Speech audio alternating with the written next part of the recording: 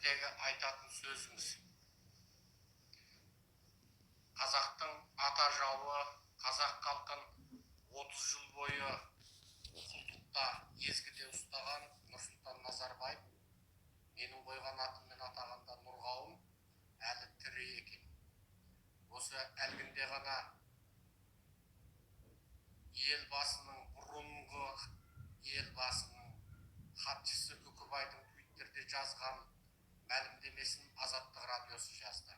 Азаттық радиосының жазған жазбасынан біздің білгеніміз, аталмыш елбасы, қазақша айтқанда ел басты, қазақ халқын 30 жыл бойы албасты құсап басқан ел басты, қазіргі Нұрсұлтан шаһарында, яғни бұрынғы Астана, бұрынғы Ақмола шаһарында екен. Және ол маңызды кездесулер өткізіп жатыр дейді. Және ол қазіргі қуыршақ президент Тоқаевпенен жақсы байланыста деген сияқты сөздер жазды. Демек, бұл нәрседен нені білуге болады?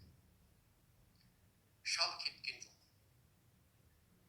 Қазақтың алтын боздақтарының шал кет деп айқайлаған, қыршыннан қиылған, ел үшін, халық үшін, азаттық еркіндік үшін жанын құрбандыққа шалған боздақтардың қаны текке кетті ме? 100 мыңдаған халық, бүкіл Қазақстан бойынша миллиондаған халық аттанысқа келіп, ереуілдетіп, шеруілдеткендегі бір ғана ұраны шал кетті.